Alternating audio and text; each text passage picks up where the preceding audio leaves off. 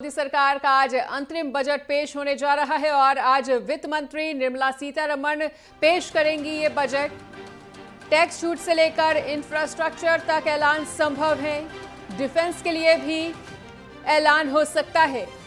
लोक लुभावन हो सकता है केंद्र का बजट और महिलाओं के लिए बजट में खास फोकस संभव है। और आपको बता दें कि किसानों पर सरकार की खास नजर बनी हुई है। टैक्स स्लैब में बदलाव का ऐलान भी हो सकता है। महिला किसानों के लिए सम्मान निधि को बढ़ाया जा सकता है और रेलवे को और भी ज्यादा बेहतर करने के लिए ऐलान संभव। तो ये बजट ब्रेकिंग आपको बता रहे हैं। महिला किसानों के लिए सम्मान निधि को बढ़ाया जा सकता है और रेलवे को और भी ज्यादा बेहतर करने के लिए भी ऐलान संभव। तो मोदी सरकार का अंतरिम बजट आज पेश होने जा रहा है।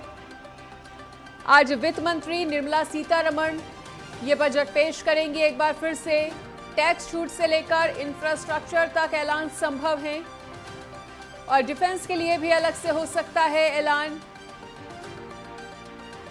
लोक लुभावन होने वाला है इस बार का केंद्र का बजट, ऐसा कहा जा रहा है। और महिलाओं के लिए भी बजट में खास फोकस संभव। तो बड़ी खबर, बड़ी जानकारी, बजट से संबंधित टैक्स स्लैब में बदलाव का ऐलान संभव और महिला किसानों के लिए भी सम्मान निधि को बढ़ाया जा सकता है। ऐसी बातें भी निकलकर सामने आ रही हैं। रेलवे को और भी ज्यादा बेहतर करने के लिए, और भी ज्यादा सुविधाएं बढ़ाने के लिए कई तरह के ऐलान संभव है। और मोदी सरकार का ये अंतरिम बजट है जो आज पेश होगा। वित्त मंत्री निर्मला सीतारमण इसे पेश करेंगी। और आपको बता दें कि देश को रोजगार की दरकार है और सभी की निगाहें इस बजट पर टिकी हुई है। कृषि क्षेत्र के लिए कोई बड़ी पहल भी की जा सकती है, कोई बड़ा ऐलान किया जा सकता है। पेंशन योजना का निकल सकता है कोई समाधान। तो बुनियादी ढांचागत विकास को प्राथमिकता मिलेगी इसमें और शिक्षा स्वास्थ्य पर भी ठोस पहल करने के लिए अहम ऐलान संभव।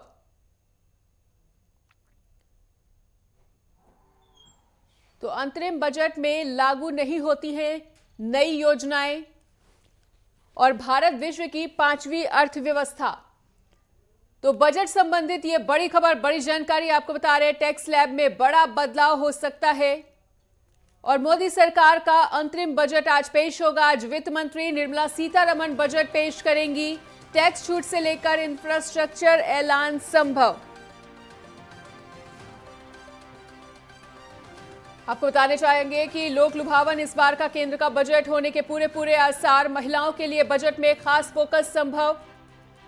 वहीं किसानों पर सरकार की खास नजर बनी हुई है। रेलवे की ओर बेहतर करने के ऐलान संभव। तो बड़ी खबर, बड़ी जानकारी आपके साथ साझा कर रहे हैं। महिला किसानों के लिए भी सम्मान निधि को बढ़ाया जा सकता है। तो रेलवे को और भी ज्यादा बेहतर बनाया जा सकता है। भारत को 2047 तक विकसित देश बनाने का लक्ष्य रखा गया है सरकार की तरफ से। कृषि क्षेत्र के लिए बड़ी पहल हो सकती है। पेंशन योजना का कोई समाधान भी निकल सकता है। बुनियादी ढांचागत विकास को इस बजट में प्राथमिकता दी जाएगी। मोदी सरकार का अंतरिम बजट आज पेश होने जा रहा है। वित्त मंत्री निर्मला सीतारमण एक बार फिर से अंतरिम बजट पेश करेंगी। टैक्स छूट से लेकर इंफ्रास्ट्रक्चर तक ऐलान संभव। तो डिफेंस के लिए भी अलग हो सकता है ऐलान और लोक लुभावन हो सकता है केंद्र का बजट। तो इस बजट में क्या कुछ खास रहने वाला है, यह अब से कुछ ही देर में पता चल जाएगा जब वित्त मंत्री निर्मला सीतारमण अंतरिम बजट पेश करेंगी और टैक्स स्लैब में बड़े बदलाव संभव।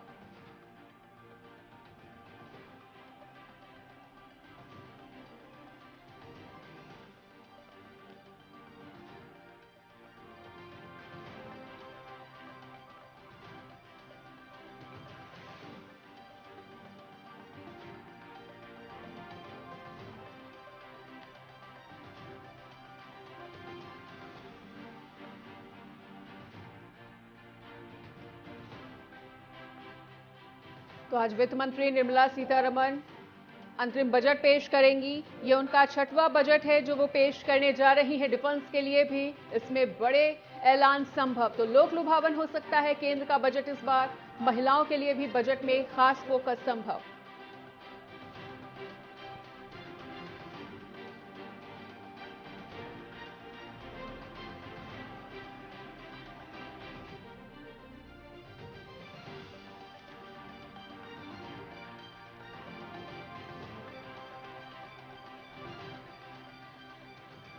बड़ी खबर, बड़ी जानकारी बजट से संबंधित लगातार बता रहे हैं आपको, बने हुए हैं बड़ी खबर के साथ। पेंशन योजना का आज कोई समाधान भी निकल सकता है।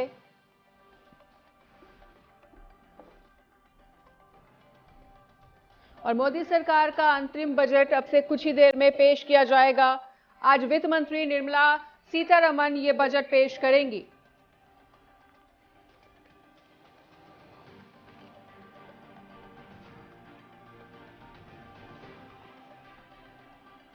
तो इस बजट में क्या कुछ खास रहने वाला है, ये अब से कुछ ही देर में मालूम हो जाएगा जब ये बजट पेश करेंगी वित्त मंत्री निर्मला सीतारमण।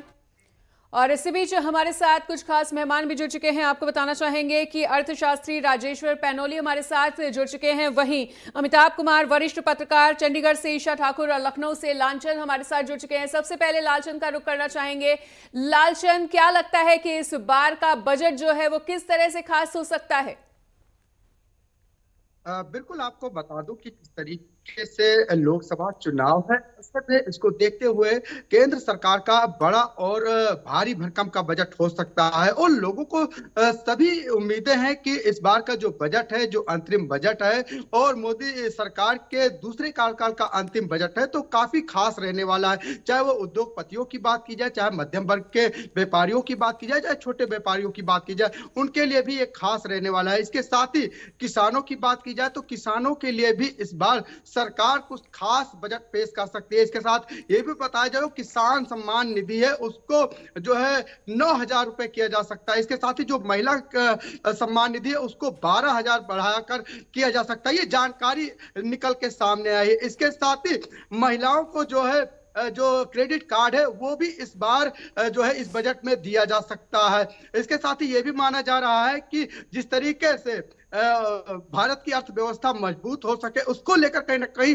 ये बजट काफी खास रहने वाला है। और मोदी सरकार के अंतिम और छठे बजट जिस तरीके से निर्मला सीतारमण पेश करेंगी, काफी ऐतिहासिक रहने वाला है। ऐसे में पूरे देश की निगाहें कहीं ना कहीं आज के बजट पर रहने वाली हैं। जितने भी उद्योगपति है, बिजनेसमैन है या व्यापारी है या ये कहा जाए नौजवान है, उनको लिए भी ये बजट काफी खास रहने वाला है। क्योंकि नौजवानों को काफी उम्मीदें रहती है कि ये बजट कहीं ना कहीं जो है उनके लिए बहुत खास होगा। और सरकार जो है उन नौजवानों के लिए जो बेरोजगार है उन पर विशेष ध्यान देती हुई यहाँ पर दिखाई देगी। इसके साथ महिलाओं को जिस तरीके से लगातार बढ़ावा दिया गया है, नई संसद भवन का जब उद्घाटन हुआ तो जिस तरीके से महिला संविधान लागू किया गया है उसको लेकर भी काफी जो है लोगों में चर्चा दिखाई दी। क्योंकि इसके साथ ही देखने को मिला है कि हर वर्ग को कहीं ना कहीं साधने की कोशिश की जा रही है। लेकिन पूर्ण बजट ना होकर अंतरिम बजट जो है सरकार पेश करेगी और निर्मला सीतारमण 11 बजे जो है ये बजट पेश करना शुरू करेंगी। लेकिन उसके पहले जिस तरीके से सुबह 8:15 पर जो है बजट टीम के साथ फोटो सेशन उनका शुरू हो चुका है बताया जा रहा है। इसके साथ ही सुबह 8:45 पर वित्त मंत्री निर्मला सीतारमण राष्ट्रपति द्रौपदी मुर्मू से मिलेंगी। उसके बाद 9:15 पर संसद पहुंचेंगी और 10 बजे कैबिनेट की बैठक में शामिल होंगी और 11 बजे जो है वो बजट संसद के अंदर पेश करती हुई दिखाई देगी और सबकी निगाहें उस पर होंगी। मनीषा, बिल्कुल। और ईशा का रुख करना चाहेंगे। ईशा, लगातार ये बात सामने आ रही है कि किसानों पर सरकार की खासा नजर इस बार बनी हुई है। किसानों के लिए कुछ बड़े ऐलान संभव हैं। किसानों को किस तरह की उम्मीदें इस बार के अंतरिम बजट से?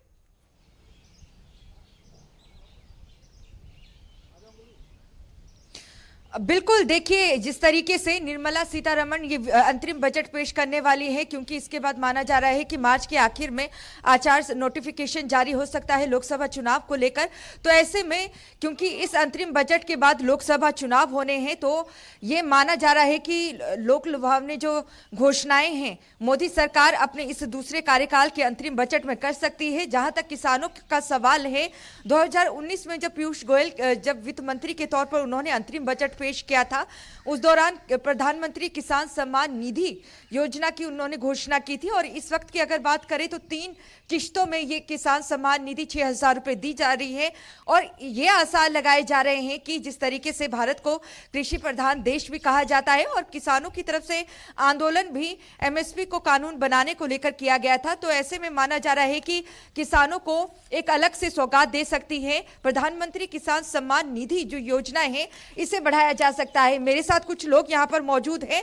किसानों को तो आस है ही, और आम जनता को किस तरीके की आस है ये जानने की हम कोशिश करेंगे। सर, अंतरिम बजट आ रहा है, इसके बाद लोकसभा चुनाव भी होने हैं, क्या लग रहा है कुछ ना कुछ सभी वर्ग के लिए इस अंतरिम बजट में लाया जाएगा? बेसिकली तो जो बजट जो है वो पब्लिक सेंट्रिक होना चाहिए, जो लोगों की अपनी समस्याएं हैं। आज देखिए इन्फ्लेशन का क्या हाल है, पॉवर्टी कहाँ जा रही है, इतनी महंगाई है। यदि इस तरह से यदि बजट को सिर्फ ये देख के कि हम सिर्फ योजनाएं डिक्लेयर करें और उसका ज़मीनी स्तर पे उसका कहीं कोई जो है वो इम्प्लीमेंटेशन में प्रॉब्लम है, या तो इनके यहाँ पर चेक जो है वो चेक एंड बैलेंस वाला सिस्टम यहाँ पर ठीक नहीं है इनके यहाँ। आज इनको ये चाहिए कि भी एक आम पब्लिक के बीच में, चाहे वो मिडिल क्लास है, सर्विस क्लास है, वो प्राइवेट सेक्टर वाले हैं, चाहे जो भी हैं, उसके बाद फिर जो अपना जॉब्स का जो सिस्टम है, यूथ का क्या हाल है। वर्ल्ड की सबसे ज़्यादा पॉपुलेशन यूथ की यहाँ पर इंडिया में है, और सबसे ज़्यादा जो है वो अनएम्प्लॉयमेंट जो है वो यूथ के अंदर है।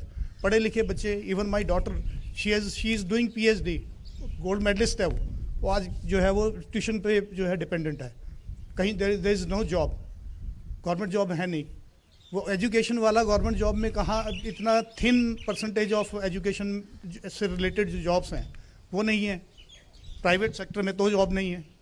तो महंगाई और रोजगार 2 बड़े मुद्दे मानते हैं आप? यस, महंगाई और यस सर, अनएम्प्लॉयमेंट सबसे ज़्यादा, क्योंकि यूथ का आप ये देखिए ना कि आपकी पॉपुलेशन परसेंटेज कौन से किस एज ग्रुप की ज़्यादा है।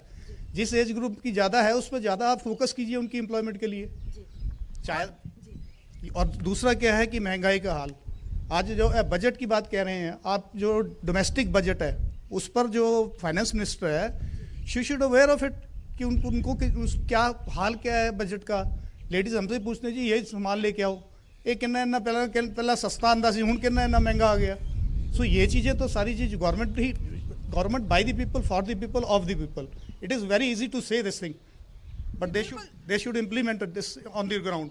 जी बिल्कुल, देखिए रोजगार और महंगाई बड़े 2 मुद्दे हैं इस देश के, और लोग चाहते हैं कि इस पर फोकस करें इस बजट में। क्या लग रहा है कि सरकार सभी वर्ग का ध्यान रखेगी इस बजट में? रखना तो चाहिए। किस तरीके की उम्मीदें हैं आप लोगों को इस बजट से? सरकार को गरीबों पर ध्यान देना चाहिए, गरीबों के लिए बजट देना चाहिए, सामने देखिए जी, गरीबों के लिए सब कुछ करना चाहिए। बिल्कुल ईशा, लौटेंगे आपके पास। बिल्कुल, तो आम जनता को काफी ज्यादा उम्मीदें हैं इस अंतरिम बजट से, और वाकई में देखना होगा कि इस बजट में किस वर्ग को क्या कुछ खास मिलेगा। फिलहाल आप सभी बने रहिए हमारे साथ, चर्चा आगे भी जारी रहेगी, पर यहां पर रुकेंगे एक छोटे से ब्रेक के लिए।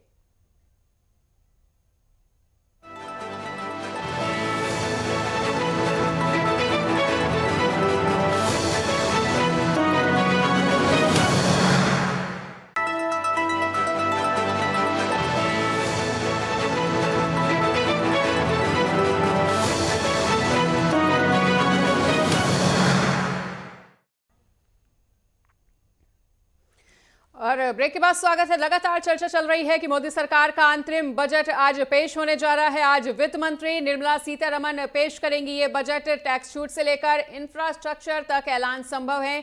तमाम मेहमान भी हमारे साथ बने हुए हैं। रुक करना चाहेंगे अमिताभ जी का। अमिताभ जी, क्या लगता है कि इस बार के बजट में किसको क्या मिलेगा, आपकी क्या राय? देखिए, ये चुनावी साल है जी, और अंतरिम बजट जो होता है मूलतः जो होता है ये केवल और केवल जो है चुनाव तक, नई सरकार के आने के पहले तक जो सरकारी खर्चे होते हैं जी, उनकी अनुमति संसद से लेने के लिए होती है, और इसमें ज्यादा कुछ होता नहीं है। लेकिन पिछली बार जिस तरीके से सरकार ने कुछ नई योजनाएं घोषणा की थी जी, ऐसा ऐसा होना नहीं चाहिए, लेकिन इन्होंने किया था, तो उम्मीद थोड़ी सी लोगों की बंध जा रही है। ये अस्थायी बजट इसको कह सकते हैं, मिनी बजट कहा जाता है, जिसमें जो जब तक चुनाव नहीं होते तब तक सरकारी बजटों का संसद से अनुमोदन ले लिया जाता है। बहुत ज्यादा उम्मीद इससे नहीं करनी चाहिए लोगों को। ये पूर्ण बजट नहीं है। जो भी नई सरकार आई वो पूर्ण बजट पेश करेगी। इसमें नए लोक लुभावन योजनाओं को पेश करने का भी अच्छा नहीं माना जाता है। लेकिन कोई बहुत दिशा निर्देश इसके लिए तय नहीं है कि आप ऐसा नहीं कर सकते, वैसा नहीं कर सकते। तो उम्मीद लोगों की थोड़ी बंधी है, तो बहुत कुछ तो नहीं, ज्यादा उम्मीद नहीं करनी चाहिए। लेकिन जैसा कि चुनाव का साल है और आपको पता है कि मोदी सरकार जो है कोई भी नुक्ता जो है छोड़ना नहीं चाहती, खुला नहीं छोड़ना चाहती। कोई भी रास्ता, हर चीज का पूरा इस्तेमाल करती है, जबकि उसे बहुत विश्वास है कि इस बार चुनाव वो जीतेगी। बहुत सारे ऐसे कारण दिख रहे हैं जी। मुझे लगता है कि ये जो अभी इन्होंने जो नई जातियां बताई थी मोदी जी ने, महिला, युवा, किसान और मजदूर, तो ये जो लक्ष्य उनका है, इनको प्रसन्न करने के लिए निश्चित रूप से कुछ योजनाएं जो हैं वो सामने ला सकते हैं। ठीक है, महिलाओं की काफी उम्मीद है। बिल्कुल। और अर्थशास्त्री राजेश्वर पैनोली जी भी हमारे साथ जुड़े हुए हैं, उनका भी रुख करना चाहेंगे। राजेश्वर जी, जैसा कि अभी अमिताभ सर ने एक बात कही है कि बहुत ज्यादा उम्मीदों को नहीं रखना चाहिए जनता को, लेकिन हम आपसे ये जानना चाहेंगे कि आप जनता को बहुत ही आसान शब्दों में ये समझाएं कि आखिर अंतरिम बजट होता क्या है। देखिए, अंतरिम बजट जो ट्रेडिशनली अमिताभ जी ने बड़े से बताया, ट्रेडिशनली तो ये माना जाता है कि जो इन बिटवीन टाइम है, 1 फरवरी से लेकर के जो नई सरकार के बनने तक का टाइम है, उस टाइम के जो खर्चे हैं कहाँ से आएंगे, कितने खर्चे, उनके पेमेंट कैसे होगी, उनको स्ट्रीमलाइन कैसे किया जाएगा, कि और कोई ऐसी नई पॉलिसी न ला जाए कि आने वाली सरकार को कोई दिक्कत हो कि आपने एक पॉलिसी इंप्लीमेंट कर दी, उस पॉलिसी का दूसरा पॉलिसी लाने में उनको कोई प्रॉब्लम ना हो, या फिर उनको एक नया तरीके से कोई चीजें न की जाए जो ट्रेडिशनली माना जाता था। ये सिर्फ ट्रेडिशनल है, प्रैक्टिस में है, लेकिन ऐसा कोई लॉ नहीं है कि इंटरिम बजट में आप कुछ चीजें नहीं कर सकते। अमिताभ जी ने बताया और सभी लोग जानते हैं कि 2019 में जो पीयूष गोयल जिस टाइम के बजट लाए थे इन एब्सेंशिया जेटली जी बीमार थे, तो उसमें बहुत सी चीजें जो थी ऐसी लाई गई थी जो नई सरकार आ जाती, कोई भी सरकार आती, उसको इम्प्लीमेंट करना उनकी मजबूरी थी, क्योंकि पब्लिक रिलेटेड स्कीमें आई थी। तो मुझे लगता है कि इस बार भी ऐसे ही करा जाएगा, कुछ पब्लिक से जो पब्लिक को डायरेक्ट बेनिफिट दिया जा सकता है वो लाएंगे। लेकिन फिर से वही बात करें कि इंटरिम बजट जो अब तक का परसेप्शन है या उससे पहले 2019 से पहले का परसेप्शन था, इंटरिम बजट सिर्फ खर्चे को लाने के लिए और कुछ चीजों को स्ट्रीमलाइन करने के लिए होता था कि कुछ चीजें जो ऑलरेडी आपने घोषणा कर रखी हैं वो कुछ नहीं हो पा रही इंप्लीमेंट, तो उनके लिए अगर आपने कुछ करना अगले 4-5 महीने में उन योजनाओं में कुछ चीजें चाहिए, कोई इंफ्रास्ट्रक्चर की बातें उनको चाहिए, तो वो सब चीजें की जाए। बिल्कुल। और एक बार फिर से अमिताभ सर का ही रुख करना चाहेंगे। अमिताभ सर, जैसा कि अभी इंटरिम बजट को भी डिफाइन किया कि क्या है इंटरिम बजट, लेकिन जनता में अभी भी एक असमंजस की स्थिति बनी हुई है कि अंतरिम बजट से उन्हें बहुत ज्यादा उम्मीदें हैं। उन उम्मीदों पर कितना ज्यादा खरा उतरने वाला होगा ये अंतरिम बजट? देखिए, जैसा अभी बताया पैनोली सर ने कि कुछ लोक लुभावन चीजें इसमें शामिल की जा सकती है। महिलाओं के लिए कुछ हो सकता है और किसानों के लिए कुछ हो सकता है जरूर इसमें जी। जैसा कि माना जा रहा है इसमें कुछ और नई चीजें भी, इंफ्रास्ट्रक्चर, कुछ डेवलपमेंट को लेकर के हो सकता है। मुझे लगता है कि ग्रामीण अर्थव्यवस्था जो है, जो रोजगार के जो वहां पे साधन संसाधन जो हैं, उसमें सहायता के लिए कुछ खास जो है घोषणा हो सकती है, जिसमें महिलाओं के लिए कुछ विशेष प्रावधान किए जा सकते हैं। क्योंकि देखिए, मेरा बहुत स्पष्ट मानना है, सरकार को सीधे पैसा हाथ में किसानों को नहीं देना चाहिए, बल्कि वो कमा सके इसकी व्यवस्था उसे देनी चाहिए। जो हमारे यहाँ एक कहावत चलती है ना कि बच्चे के हाथ में आप पकड़ करके मछली मत दे दो, उसे मछली पकड़ना सिखा दो, ताकि वो जिंदगी भर जो है वो अपने रोजगार का इंतजाम कर सके। तो रोजगार बेहतर करने के लिए महिलाओं में जो है वो कमाने का रास्ता और देने के लिए कुछ ऐसे साधन सुविधाएं महिलाओं को प्रदान करने चाहिए। जैसे ग्रामीण क्षेत्रों में जो सबसे इंपॉर्टेंट है, मार्केटिंग के लिए अच्छी व्यवस्था देना।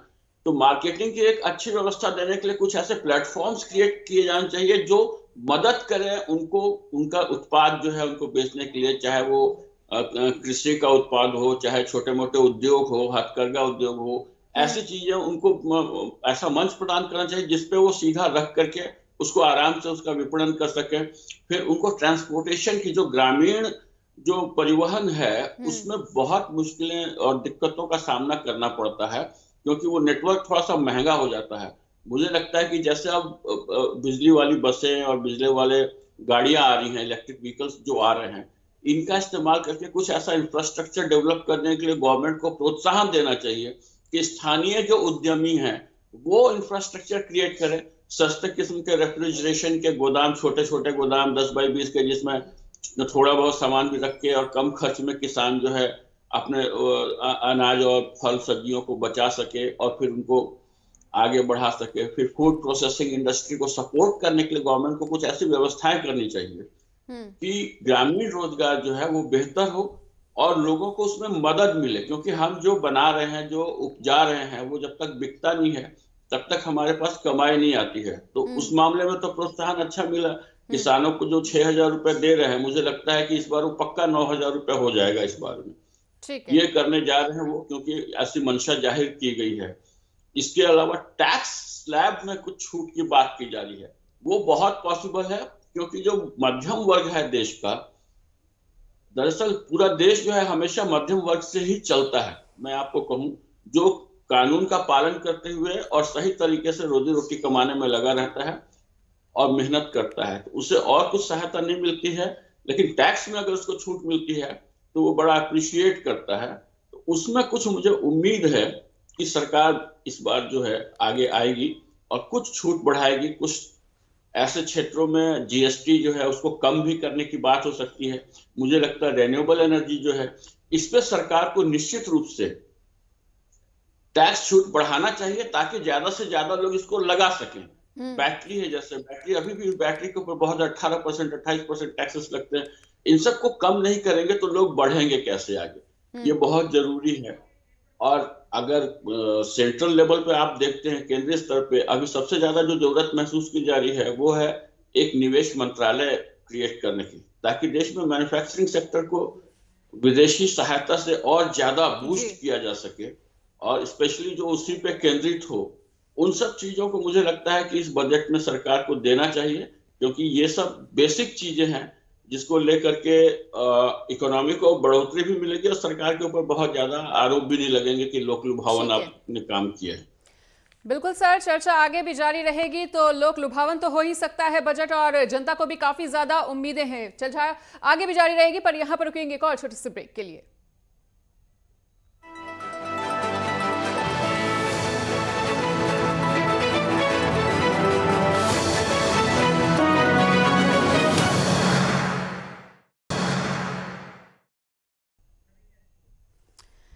ब्रेक के बाद स्वागत है। और जैसा कि लगातार चर्चा चल रही है कि आज का बजट जो है वो लोक लुभावन हो सकता है, और अंतरिम बजट अब से कुछ ही देर में वित्त मंत्री निर्मला सीतारमण पेश कर देंगी। और तमाम मेहमान भी हमारे साथ जुड़े हुए हैं, 2 पत्रकार भी हमारे साथ जुड़े हुए हैं, उनका रुख करना चाहेंगे।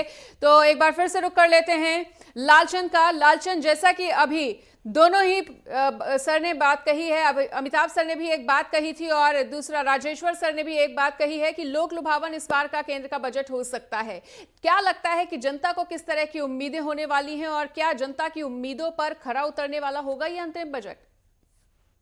बिल्कुल मनीषा, जिस तरीके से अंतरिम बजट है, ऐसे में काफी लोगों को उम्मीदें हैं। बहुत लोगों को जानकारी भी नहीं होती है कि अंतरिम बजट क्या है, इसीलिए उनको काफी उम्मीद हो जाती है कि वो इस बार जो केंद्र सरकार है, मोदी सरकार है, वो चुनाव से पहले कहीं ना कहीं तमाम जो है चीजें वो यहाँ पर देती हुई दिखाई देगी। चाहे वो नौजवानों की बात की जाए, चाहे किसानों की बात की जाए, चाहे महिलाओं की बात की जाए, यहाँ तक कि व्यापारी वर्ग या उद्योगपति भी ये सोचते हैं कि काफी भारी भरकम वाला जो है बजट आने वाला है। लेकिन पूर्ण बजट जो है नई सरकार बनने के बाद जुलाई में आएगा, तो जाहिर सी बात है उसको देखते हुए कहीं ना कहीं ये बजट काफी खास कहा जा सकता है। लेकिन ये चुनावी बजट भी विपक्ष कहीं ना कहीं कहता हुआ दिखाई दे रहा है कि चुनाव से पहले जो है ये बजट पेश कर रही है, काफी लुभावने बजट होंगे। तो कहीं ना कहीं सरकार की कोशिश होती है कि जिस तरीके से देश को जो बुनियादी ढांचा है उसको जो है मजबूत किया जा सके। जो इंफ्रास्ट्रक्चर है भारत का, का वो मजबूत हो सके, हर क्षेत्र में विकास हो सके, इसको लेकर कहीं ना कहीं मोदी सरकार लगातार काम करती हुई दिखाई दे रही है। और जिस तरीके से निर्मला सीतारमण लगातार छठवीं बार अपना बजट पेश करती हुई दिखाई देगी, ये भी एक रिकॉर्ड है कि जो है देसाई के बाद जो है वो अपना बजट पेश करते हुए लगातार दिखाई दी हैं।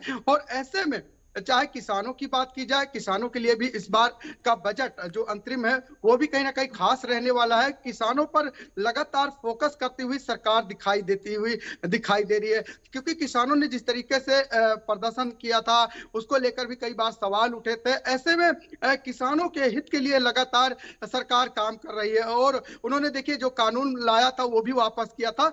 ऐसे में जो किसान सम्मान निधि जो है उसको भी बढ़ाने की यहाँ पर बात चल रही है कि अभी तक 3 किस्तें 2-2 हजार की दी जाती थी, 6,000 रुपए होते थे, लेकिन उसको बढ़ाकर 9,000 किया जा सकता है। इसको लेकर भी चर्चाएं काफी तरह तमाम जानकारों के लोगों को जानकारी है। इसके साथ हमारे जो वरिष्ठ पत्रकार है और जो है अर्थशास्त्री, उन्होंने भी ये जानकारी दी है। इसके साथ ये भी माना जा रहा है कि जो महिला सम्मान निधि है उसको भी बढ़ाकर 12,000 किया जा सकता है। इसको लेकर भी जानकारी निकल के सामने आ रही है।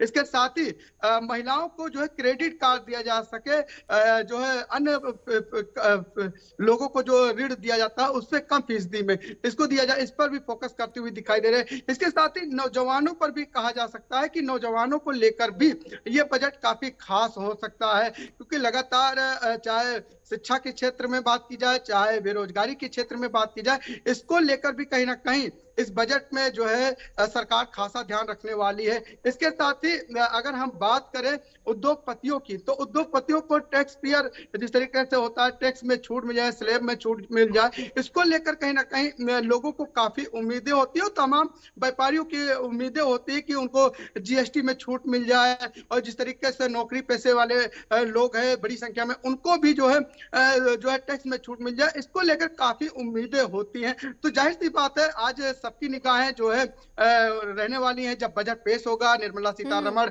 11 बजे बजट पेश करेंगी, जब उनका लाल जो सूटकेस वो जो खुलेगा तो कहीं ना कहीं तमाम चीजें होंगी जो तमाम लोगों को उम्मीदें होती हैं कि आज काफी खास लौटेंगे बिल्कुल लौटेंगे आपके पास। और एक बार फिर से रुक करना चाहेंगे ईशा का।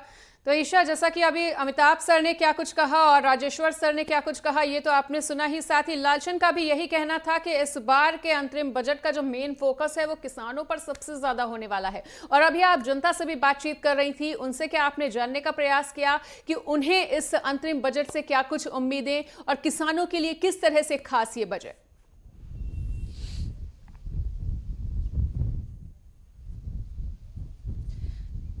बिल्कुल मनीषा, देखिए क्योंकि इसके बाद अंतरिम बजट के बाद सीधा लोकसभा चुनाव होना है और भारतीय जनता पार्टी का ये नारा है कि तीसरी बार मोदी सरकार, अब की बार 400 पार। अगर 400 पार का आंकड़ा करना है पार, तो कहीं ना कहीं मोदी सरकार को ये जरूर अंदेशा है कि कुछ हर वर्ग को ध्यान रखने की जरूरत होगी इस अंतरिम बजट में। भले ही ये अंतरिम बजट है और जिस तरीके से अंतरिम बजट में उन बड़ी घोषणाओं को नहीं किया जाता है, लेकिन 2019 में हमने देखा था जब पीयूष गोयल ने वित्त मंत्री के तौर पर बजट पेश किया था तो उसमें टैक्स स्लैब में भी कहीं ना कहीं राहत लोगों को दी गई थी और किसान सम्मान निधि योजना की घोषणा की थी। जहां तक किसानों का सवाल है, लगातार किसान ये मांग कर रहे हैं कि एमएसपी को कानूनी दर्जा दिया जाए और संयुक्त किसान मोर्चा की तरफ से प्रधानमंत्री किसान सम्मान निधि को एक धोखा करार दिया है। लेकिन कई किसान ऐसे हैं जो इसके पक्ष में है, तो माना जा रहा है कि 6,000 रुपए जो दिया जा रहा है उसे 9,000 किया जा सकता है। प्रधानमंत्री नरेंद्र मोदी अक्सर कहते हैं कि हमें किसानों को आगे ले जाना है, आगे बढ़ाना है, महिलाओं को, युवाओं को।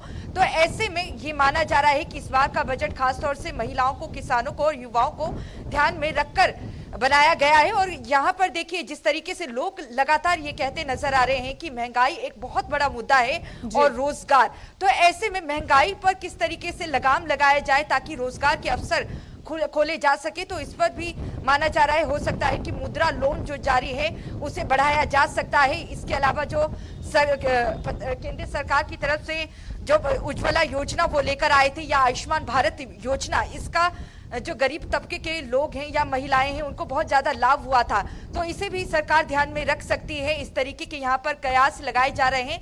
लेकिन पूरा फोकस रहेगा कि हर वर्ग को यहाँ पर ध्यान में रखा जाए, क्योंकि इसके बाद लोकसभा चुनाव होने हैं। और लोगों का यही कहना है कि जिस तरीके से देखिए वित्त मंत्री भी कह रही हैं और बीते कल राष्ट्रपति ने भी अपने भाषण में ये कहा था संसद के भीतर की 5वीं बड़ी अर्थव्यवस्था भारत बन चुका है और 2047 में विकसित भारत का एक संकल्प लिया है प्रधानमंत्री नरेंद्र मोदी ने। अगर भारत को विकसित करना है तो हर वर्ग का ध्यान रखना होगा। तो ऐसे में माना जा रहा है कि भले ही अंतरिम बजट है, लेकिन कहीं ना कहीं लोगों को लुभावने की कोशिश यहाँ पर केंद्र सरकार करेगी और लोक लुभावनी घोषणाएं आज हो सकती हैं। जी बिल्कुल। और एक बार फिर से लौटते हैं राजेश्वर सर के पास। राजेश्वर सर, अभी जैसा कि आपने दोनों ही संवाददाताओं की बात को सुना, लगातार जो जनता है वो ये उम्मीद कर रही है कि कोई बड़े ऐलान संभव है, लेकिन कहीं ना कहीं जनता को ये बताने की जरूरत है कि ये पूर्ण बजट नहीं है, ये एक अंतरिम बजट है। पूर्ण बजट वो होता है जिसे आम बजट या रेगुलर बजट कहते हैं। तो हम चाहेंगे कि बहुत ही आसान शब्दों में एक बार फिर से आप बताएं कि जो अंतरिम बजट होता है वो किस तरह से अलग होता है पूर्ण बजट यानी कि आम बजट से। देखिए, इसमें 2-3 चीजें समझ के आ जाए। पूर्ण बजट पूरे साल के लिए होता है, अंतरिम बजट मुश्किल से 4-5 महीनों के लिए होता है। अब फरवरी चल रहा है, फरवरी हो गया, मार्च हो गया, अप्रैल हो गया, मई हो गया, तो आप इतने समय का मैक्सिमम मई के बाद जून मान लीजिए, जून तक के लिए बजट है। तो लगभग 5, ये जो पूर्ण बजट का ये लगभग 40% का बजट होता है। दूसरा, बहुत सी पॉलिसी डिसीजन आप नहीं लेते और नहीं लेना चाहिए, मतलब लेना नहीं चाहिए ऐसा ट्रेडिशन है। लेकिन उस ट्रेडिशन को वर्तमान सरकार ने पिछली बार जब अंतरिम बजट पेश किया था तो उस ट्रेडिशन में काफी बदलाव कर दिए थे, कुछ छूट दे दी थी। इस बार भी क्योंकि माननीय प्रधानमंत्री और सरकार जो है बहुत कॉन्फिडेंट है कि they are going to come back with, अभी जैसे आपके संवाददाता, चंडीगढ़ संवाददाता ने बताया कि तीसरी बार और 400 पार। तो वो जो कॉन्फिडेंस है वो आपको 2 चीजों में दिखलाई देगा जो इस बजट में आने की संभावना है। जो इंटरिम बजट होने के बावजूद, छोटा बजट होने के बावजूद 2 चीजों का समन्वय आएगा। एक तो आएगा कि आप टेकन फॉर ग्रांटेड नहीं ले सकते, इसलिए आप लोक लुभावनी कुछ चीजें लेके आएंगे जो डायरेक्ट हिट करें। देखिए, 2 चीजें, आम जनता को बड़े भारी के 45 लाख करोड़ रुपए का बजट है, उससे कोई फर्क नहीं पड़ता। हम उनको कितना सिखाएं कि फिस्कल डेफिसिट इतना है, ये इतना है, तो उनको उससे फर्क नहीं पड़ता। उनको समझ में आता है कि कल मोबाइल फोन के, जैसे कल इंपोर्ट ड्यूटी में कमी हो गई तो अब मोबाइल फोन जो है 10,000 वाला मोबाइल फोन 9,000 में मिलने लग जाएगा, वो डायरेक्ट इंपैक्ट करता है। इस वाले बजट में वो डायरेक्ट इंपैक्ट भी आएगा, जो चाहे किसान निधि की बात करें, चाहे ग्रीन बॉन्ड की बात करें, चाहे आप महिला सम्मान निधि की बात करें, चाहे आप टैक्स स्लैब में जो एक न्यू रेजिम का टैक्स स्लैब और इनकम टैक्स स्लैब में बात करें। जहां तक जीएसटी की बात है, जीएसटी क्योंकि इनके परव्यू में नहीं आता, इनके रेट परव्यू करने के लिए स्टेट गवर्नमेंट उनके जीएसटी काउंसिल डिसाइड करती है, तो उसमें मुझे बहुत ज्यादा उम्मीद नहीं है। लेकिन एक झगड़ा लगातार चल रहा है कि कुछ जो इंडस्ट्रीज कर रहे हैं कि जो जीएसटी के दायरे में अपना जो पेट्रोल पे जो एक्साइज ड्यूटी लगती है, पेट्रोल वाला भी, जो पेट्रोल है मतलब जिसका फ्यूल बोलते हैं, फ्यूल वाला भी जो आए। अब कुछ चीजें जो अभी तक बजट से बाहर, जीएसटी से बाहर है, उनको भी कवर किया जाए। लेकिन उसमें मुझे लगता है कुछ टेक्निकल होगा, उतना कर पाएंगे नहीं पाएंगे। लेकिन इस बजट में दोनों चीजें आएंगी, एक कि डायरेक्ट हिट कैसे किया जाए, हिट करने के यही सब कुछ लिमिटेड तरीके होते हैं जो आम जनता को डायरेक्ट समझ में आते हैं, कि आम जनता को जब डायरेक्ट बेनिफिट दिखाई देता है। और उसमें युवा भी है, उसमें महिलाएं भी हैं, उसमें मजदूर भी हैं। वैसे मजदूर के लिए इस बार इन्होंने कई चीजें करी हैं, आगे मजदूरों के लिए करेंगे भी। उसमें जो है वो है जो टैक्स पेयर, जो मिडिल क्लास बोलते हैं, वो भी है, इनको डायरेक्ट हिट करने के लिए। साथ साथ जो विजन 2047 का विजन है कि दुनिया में विकसित देश बनेंगे, और जो साथ साथ विजन है कि हम दुनिया की तीसरी इकोनॉमी बनेंगे और 5 ट्रिलियन को इकोनॉमी को करेंगे, उसका विजन भी इसमें आएगा। अब जैसे कि 1 करोड़ कहा गया कि 1 करोड़ लोगों को हम सोलर एनर्जी के प्रोविजन देंगे, मतलब उसको भी आप सब्सिडाइज करेंगे। उसके लिए कहा गया कि आर्टिफिशियल इंटेलिजेंस में भी कुछ ना कुछ काम करेंगे। कॉर्पोरेट और दूसरे इन्वेस्टर्स के लिए कहा गया कि क्रिप्टो करेंसी की भी बात करें। क्रिप्टो करेंसी जो वर्चुअल करेंसी या जिसको आप लोग नॉर्मल लोग बिटकॉइन समझते हैं, उसके बारे में बात करेंगे। ग्रीन फ्यूल की बात भी करेंगे, जिसमें अभी अमिताभ जी से बताए थे इलेक्ट्रिक, अब इलेक्ट्रिक से भी गवर्नमेंट आगे हो गई है, अब हाइड्रोजन पे चल रही है। हाइड्रोजन दूसरा फ्यूल है जो ज्यादा इकोनॉमिक माना जा रहा है, जो हो सकता है इस साल इंप्लीमेंट। तो उन सब चीजों का विजन क्योंकि आप जब तक बड़ी अर्थव्यवस्था नहीं बनेंगे दुनिया की इकोनॉमी में या विकसित देशों में काउंट नहीं होंगे। लेकिन आपको साथ साथ उन लोगों को भी एड्रेस करना है जो आपको वोट देते हैं, जिनके वोट से सरकारें बनती हैं। तो इस बजट में दोनों बातें होंगी, डिस्पाइट ऑफ द फैक्ट कि इसको इंटरिम बजट कहा जाए, लेकिन विजन दोनों दिखलाई देंगे, क्योंकि गवर्नमेंट बहुत कॉन्फिडेंट है कि वही वापस आने वाली है। और जब वापस आने वाली है तो हम जो 4-5 महीने 6 महीने का टाइम भी क्यों वेस्ट करें, उन चीजों को इम्प्लीमेंटेशन में क्यों नहीं स्टार्ट करें। ठीक है, और एक बार फिर से अमिताभ सर का रुख कर लेते हैं। अमिताभ सर, अभी जिस तरह के तमाम बातें कही हैं राजेश्वर सर ने, उनकी बातों से कितना इत्तेफाक रखते हैं? नहीं, बहुत बेहतर, एकदम साफ विजन है इनका, और वो बता रहे हैं कि गवर्नमेंट क्या क्या कर सकती है। निश्चित रूप से जैसे हाइड्रोजन फ्यूल का उन्होंने कहा, और उन्होंने कहा कि भाई 5 ट्रिलियन इकोनॉमी बनने के लिए जैसे बातचीत हो रही है, तो उस लिहाज से निश्चित रूप से गवर्नमेंट को कुछ ना कुछ योजनाएं लेकर आनी होगी। साइबर में तो जो एआई की बात हो रही है, तो ये बहुत ही जरूरी हो गया है कि एआई और साइबर इस क्राइम और इन सब चीजों को देखते हुए एक अलग मंत्रालय मेरे ख्याल से केवल और केवल इस पे गठन होना चाहिए उसका, जिसकी बहुत सख्त जरूरत है।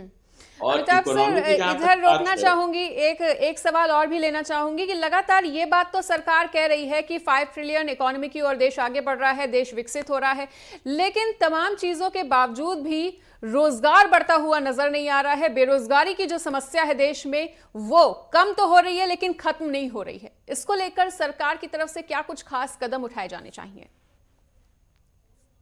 नहीं, देखिए, मैं आपको बताऊं, सरकार की तरफ से इस दिशा में बहुत सारे कदम उठाए गए हैं, क्योंकि हमने चीजों को नोटिस किया है।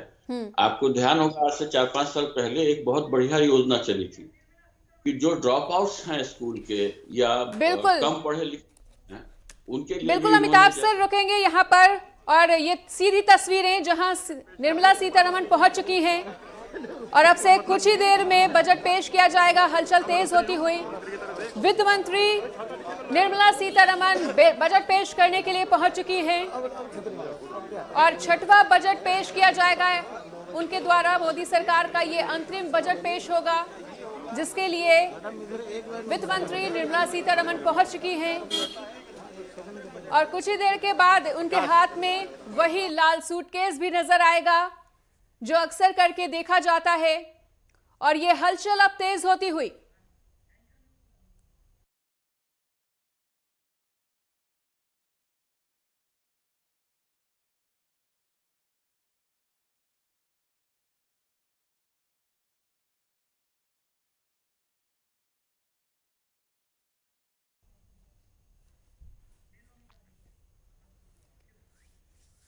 और एक बार फिर से मेहमानों का रुख करना चाहेंगे। अमिताभ सर अपनी बात को पूरा करें।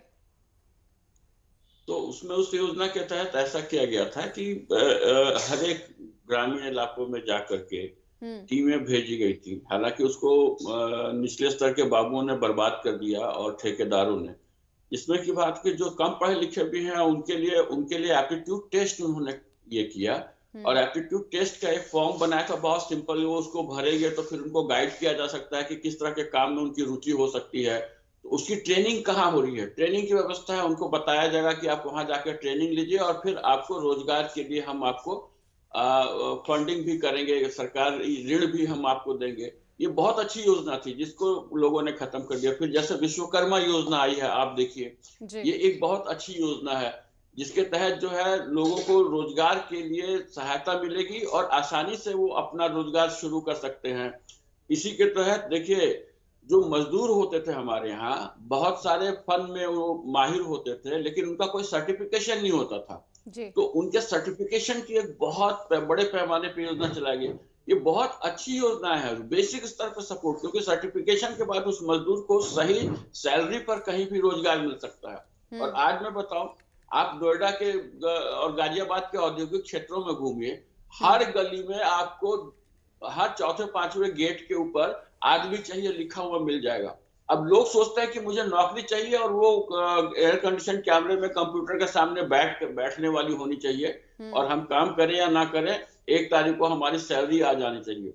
तो वैसी व्यवस्था के बारे में सोचने का समय जो था वो 10 साल 15 साल पहले का था। अब लोगों को मेहनत करना, किसी ना किसी काम में अपने कौशल को सीखना और अपना रोजगार शुरू करने की तरफ ध्यान देना चाहिए, जिसके लिए सरकार पूरी कोशिश कर रही है। इससे फायदा क्या होता है कि निचले स्तर तक सब लोग काम कर सकते हैं और देश की इकोनॉमी में अल्टीमेटली वही सबसे ज्यादा जो है सपोर्ट देते हैं, जो छोटे स्तर पर जो काम कर रहे हैं। बिल्कुल अमिताभ जी सुनेंगे, बिल्कुल अमिताभ जी दोबारा से लौटेंगे और इसी बीच बड़ी खबर का रुख करना चाहेंगे। बड़ी खबर, बड़ी जानकारी, वित्त मंत्री निर्मला सीतारमण वित्त मंत्रालय पहुंच चुकी हैं और बजट टीम से वित्त मंत्री निर्मला सीतारमण मुलाकात करेंगी। वित्त राज्य मंत्री पंकज चौधरी मंत्रालय पहुंचे हुए हैं और वित्त मंत्री निर्मला सीतारमण वित्त मंत्रालय पहुंच चुकी हैं। जैसा कि हमने आपको तस्वीरें भी दिखाई थी, बजट टीम से वित्त मंत्री निर्मला सीतारमण मुलाकात करेंगी, चर्चा करेंगी और राज्य मंत्री पंकज चौधरी भी मंत्रालय पहुंच चुके हैं। तो अब से कुछ ही देर के बाद वित्त मंत्री निर्मला सीतारमण अंतरिम बजट पेश कर देंगी और बजट टीम से वित्त मंत्री निर्मला सीतारमण मुलाकात करते हुए चर्चा करने के बाद ये बजट पेश करने जा रही हैं। तो वित्त मंत्री राज्य मंत्री से भी मुलाकात करेंगी और वित्त मंत्रालय पहुंच चुकी हैं, जो कि तस्वीरें हमने आपको दिखाई थी। बजट टीम से वित्त मंत्री निर्मला सीतारमण इस दौरान मुलाकात करेंगी, चर्चा वो कर रही हैं और अब से कुछ ही देर के बाद वो साल का अंतरिम बजट पेश करेंगी। तो जनता को काफी ज्यादा उम्मीदें हैं इस बजट से और अब से कुछ ही देर के बाद वित्त मंत्री निर्मला सीतारमण इस साल का अंतरिम बजट पेश कर देंगी। अंतरिम बजट एक तरह का अस्थायी बजट होता है और इसमें नई सरकार के कार्यभार संभालने तक के लिए संसद से जरूरी खर्च के लिए मंजूरी लेनी होती है। तो इसी को लेकर तमाम जानकारी भी लगातार हमारे अर्थशास्त्री, वरिष्ठ पत्रकार और दोनों ही संवाददाता भी साझा कर रहे हैं और ये बड़ी खबर, बड़ी जानकारी, बजट ब्रेकिंग आपको बता रहे हैं।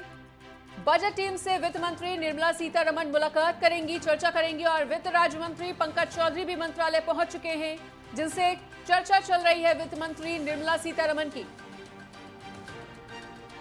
तो वित्त मंत्री निर्मला सीतारमण इस बार 6वीं बार बजट पेश करने जा रही हैं और ये अंतरिम बजट है।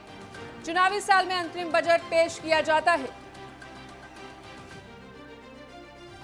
और ईशा के पास लौटना चाहेंगे। ईशा, तो वित्त मंत्रालय पहुंच चुकी है वित्त मंत्री, अब से कुछ ही देर में लाल सूट लेकर बाहर आएंगी और इस साल का अंतरिम बजट चुनावी साल में पेश करेंगी।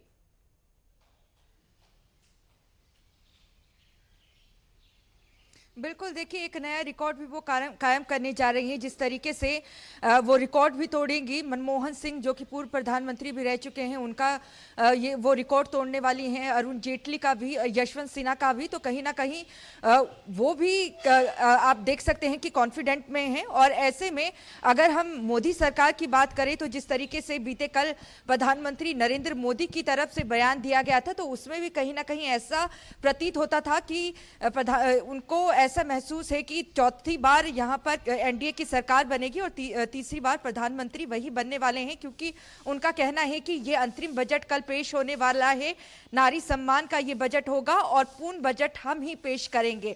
तो इससे अंदेशा आप लगा सकते हैं कि अंतरिम बजट जो ये पेश भी होने वाला है, इसमें कहीं ना कहीं लोक लुभावने घोषणाएं कर सकते हैं। भले ही अंतरिम बजट हो, भले ही लगातार इस तरीके के कयास लगाए जा रहे हैं कि ये अंतरिम बजट है, इसके बाद लोकसभा चुनाव है तो उसके बाद ही पूर्ण बजट होगा, लेकिन ये जरूर माना जा रहा है कि कोई भी चूक नहीं छोड़ना चाहती है, किसी तरीके की खामी नहीं छोड़ना चाहती है मोदी सरकार तीसरी बार रिपीट होने के लिए। तो ऐसे में ये दूसरे कार्यकाल का अंतरिम बजट होगा। 10 बजे कैबिनेट से मंजूरी लेंगी और 11 बजे निर्मला सीतारमण अंतरिम बजट पेश भी करेंगी। और जिस तरीके से प्रधानमंत्री कहते आए हैं कि किसान, महिला, युवा और साथ ही साथ गरीब, उन सबको ध्यान में रखा जाएगा, तो ऐसे में माना जा रहा है कि कहीं ना कहीं लोक लुभावनी जो घोषणाएं हैं इस अंतरिम बजट में हो सकती है, क्योंकि इसके बाद लोकसभा चुनाव भी होने हैं। तो ऐसे में यही कयास लगाए जा रहे हैं। अब इंतजार है मनीषा, जब 11 बजे निर्मला सीतारमण पेश करती हैं बजट, तो क्या वो 2019 की तरह ही ये बजट लेकर आती हैं जो पीयूष गोयल लेकर आए थे, क्योंकि आस लोगों की बंधी हुई है और लोगों का भी ये मानना है कि लोकसभा चुनाव के मद्देनजर हो सकता है कि उनके सूटकेस से कोई ऐसा पिटारा खुले कि लोगों को कहीं ना कहीं राहत मिले। क्योंकि जिस तरीके से आपने भी जिक्र किया है कि महंगाई अपने चरम पर है और रोजगार के उतने अवसर नहीं है। जिस तरीके से हमने लोगों से भी बातचीत की, उनका यही कहना है कि बेरोजगारी कहीं ना कहीं बढ़ी है। इस बेरोजगारी को खत्म करने के लिए किस तरीके से जो सपना प्रधानमंत्री कह रहे हैं कि उनका सपना है भारत विकसित राष्ट्र बने, लेकिन उस विकसित राष्ट्र में युवाओं की भागीदारी सबसे ज्यादा रहेगी। युवाओं को लेकर किस तरीके की घोषणा करते हैं, मुद्रा लोन में बढ़ोतरी होती है या नहीं, जिस तरीके से हाल ही में प्रधानमंत्री विश्वकर्मा योजना जिस तरीके से अभी जिक्र भी किया गया था उसका, वो लेकर जिस तरीके से प्रधानमंत्री लेकर आए हैं, जिसमें मुफ्त के रोजगार औजार भी लोगों को दिए जा रहे हैं जो इस योजना का लाभ ले रहे हैं। इसके अलावा वित्तीय सहायता भी दी जा रही है। इसे माना जा रहा है कि इसका दायरा बढ़ाया जा सकता है, आयुष्मान भारत का बढ़ाया जा सकता है और गरीबों को जो अनाज दिया जा रहा है इसको भी सरकार कार्यकाल को हो सकता है कि 2028 तक लेकर जाए। और बीते कल हमने देखा था जो मोबाइल पार्ट की इंपोर्ट ड्यूटी है उसकी शुल्क सीमा को भी कम किया है, तो कहीं ना कहीं मोबाइल अब सस्ते होंगे। तो ऐसे में सरकार माना जा रहा है कि पूरी कोशिश कर रही है कि 400 पार का जो आंकड़ा उन्होंने रखा है लक्ष्य इस बार 2024 के लोकसभा चुनाव में, तो ऐसे में ये पूरा हो। और माना जा रहा है कि इस अंतरिम बजट में इस तरीके की लोक लुभावनाई घोषणाएं सरकार कर सकती है। जी मनीषा। बिल्कुल लालचंद, तो अभी जैसा कि ईशा ने भी बोला कि लोक लुभावन हो सकता है चुनावी साल का ये बजट, हम ये जानना चाहेंगे आपसे कि यूपी के मनरेगा वर्ग को इस बजट से क्या कुछ उम्मीदें? बिल्कुल मनीषा, लोग लुभावने हो सकते हैं क्योंकि चुनाव है, तो जाहिर सी बात है चुनावी दृष्टिकोण से अगर देखा जाए तो कहीं ना कहीं सरकार पूरी कोशिश करेगी कि हर वर्ग को साधा जा सके, चाहे वो युवा वर्ग हो, चाहे महिला हो, चाहे गरीब किसान हो, चाहे कहा जाए मजदूर हो। जिस तरीके से मनरेगा के मजदूर लगातार जो है काम करते हैं, मनरेगा में भी काम मिलता है, उनका भी ध्यान में रखा जा सकता है। लेकिन कहीं ना कहीं ये चुनावी बजट भी कह सकते हैं। बिल्कुल लालचंद, रुकेंगे और इस अंतरिम बजट को लेकर छात्रों का क्या कुछ कहना है वो भी आपको सुनवाते हैं। Like I was from Hindi medium, but when I got admission in this college, I faced the language barrier. So professor generally communicate in like English or so. This college in West Bengal, so there is some regional language also. So they usually communicate in English as well as Bengali. So I faced lot of. और ये तस्वीरें बहुत कुछ कह रही हैं। वित्त मंत्रालय पहुंच चुकी हैं निर्मला सीतारमण और अब से कुछ ही देर में लाल सूटकेस बाहर लेकर आएंगी और अपना बजट पेश करेंगी। अमिताभ जी, आपके पास एक बार फिर से लौटना चाहेंगे। तो जैसा कि ये जो बजट है काफी ज्यादा उम्मीदें जरूर लगाई जा रही हैं, लेकिन फिर भी लोक लुभावन होते हुए भी इस बजट को पूर्ण बजट नहीं कहा जा सकता है, तो बहुत ज्यादा उम्मीदें रखने की जरूरत नहीं है, बार बार ये बात कही जा रही है। मैं एक बात और बताना चाहता हूँ, जो महंगाई को लेकर बार बार चर्चा की जा रही है ना, इस पे बहुत ज्यादा हम उम्मीद नहीं कर सकते हैं। आप समझने की कोशिश कीजिए। पहली बात, इंटरनेशनल जो अंतर्राष्ट्रीय परिदृश्य है, बाकी देशों की हालत बहुत खराब है, बहुत ही बढ़िया तरीके से भारत की अर्थनीति चल रही है, इस बात को समझिए। इसमें महंगाई रहेगी। दूसरा कारण, जब आप विकास करते हैं, विकास के पायदान आप जब चढ़ गए होते हैं तो महंगाई घटा नहीं सकते आप। वैसे पिछले 10 सालों में और उसके पहले 10 सालों के साथ कंपैरेटिवली आप देखेंगे ना, तो जो इन्फ्लेशन जिसको कहते हैं मुद्रास्फीति जो है, उस पर बहुत नियंत्रण रखा गया है। तो उस लिहाज से महंगाई बहुत है ऐसा नहीं कहा जा सकता है। समय के हिसाब से महंगाई बहुत नियंत्रित है। दूसरी बात, आप देखिए जो 5 ट्रिलियन इकोनॉमी की जब बात कर रही थी सरकार, तो लोग हंस रहे थे, मजाक कर रहे थे। और इतनी जल्दी आज स्थिति है कि 2 साल के अंदर 4 ट्रिलियन की मतलब अघोषित रूप से 4 ट्रिलियन की इकोनॉमी हम बन चुके हैं। 5 ट्रिलियन की हम हो जाएंगे 2 साल के अंदर, और 2030 तक 7 ट्रिलियन पे हम जा रहे हैं। हम 3rd बिग इकोनॉमी वर्ल्ड में बनने जा रहे हैं। उसके लिहाज से जो तैयारी चले, जो काम हो रहे हैं, तो लोगों की कमाई का स्तर जरूर बढ़ाया जाना चाहिए। महंगाई अपने आप फिर कंट्रोल में लगेगी। अभी लग रहा है महंगाई, क्योंकि हमारी आदत रही है बातचीत करने की। महंगाई और रोजगार को लेकर के रोना जो रहा है, क्योंकि पहले का हिसाब ये रहा है कि सरकारी नौकरी ही सब कुछ है और सारे बच्चों को केवल नौकर बनाने के लिए हम तैयार कर रहे होते। तो ये एक मेकशिफ्ट है। लोगों का मिजाज भी बदलने की जरूरत है। उनको सुविधाएं भी दी जा रही है, उनके प्रशिक्षण की व्यवस्था हो रही है, उनकी ट्रेनिंग की व्यवस्था हो रही है, मतलब तरह तरीके से, और आर्थिक सहयोग देने की बात हो रही है। तो लोगों को समझना चाहिए कि अब हम नए ढंग से, हर कोई जो है एक उद्यमी अगर बनने लगता है तो देश की दशा और दिशा बदल जाएगी। सरकार 1 से 1.5% से ज्यादा लोगों को नौकरी नहीं दे सकती है। लोगों को समझना चाहिए, उनको आना पड़ेगा इस फील्ड में। और महंगाई को लेकर बहुत उम्मीद ना रखें, महंगाई बहुत नियंत्रित है। बाकी देशों की हालत बहुत खराब है, चाहे वो पड़ोसी हो, यूरोप जैसे देशों की हालत खराब है। तो हम तो उस लिहाज से सरकार का धन्यवाद करना चाहिए हमें कि काफी नियंत्रण में चीजों को रखा है। ठीक है। और राजेश्वर सर, जनता को क्या कुछ खास उम्मीदें हैं, ये तो लगातार हम सुन ही रहे हैं। अब हम ये जानना चाहेंगे कि अर्थशास्त्रियों को क्या कुछ उम्मीद है इस अंतरिम बजट से। देखिए, अर्थशास्त्रियों को तो बड़ी सीधी सी उम्मीद है। ये बजट विजन के साथ आएगा और एक थ्रस्ट देगा कि इकोनॉमी जो है, थर्ड इकोनॉमी वर्ल्ड की कैसे बने, विकसित राज्य कैसे बने। जैसे अभी अमिताभ जी ने बोला कि कुछ योजनाएं जो सरकार लेके आई थी, रोजगार का मतलब नौकरी नहीं होता है, तो वो भी इसमें दिखलाई देगा। और ठीक है, जो मीडियोकर जो बीच में थे इन्वॉल्व, जिनके कारण से कुछ योजनाएं फेल हुई, बिल्कुल। कहीं ना कहीं आर्टिफिशियल बिल्कुल राजेश्वर सर, समय की कमी के चलते फिलहाल इस चर्चा को आगे नहीं बढ़ाया जा सकता। आप सभी का हमारे साथ जुड़ने के लिए बहुत बहुत शुक्रिया। तो इस बार के बजट में क्या कुछ खास रहने वाला है, ये वाकई में देखना दिलचस्प होगा। और अब से कुछ ही देर के बाद 11 बजे अंतरिम बजट पेश कर दिया जाएगा वित्त मंत्री निर्मला सीतारमण द्वारा। फिलहाल यहाँ पर रुकेंगे एक छोटे से ब्रेक के लिए।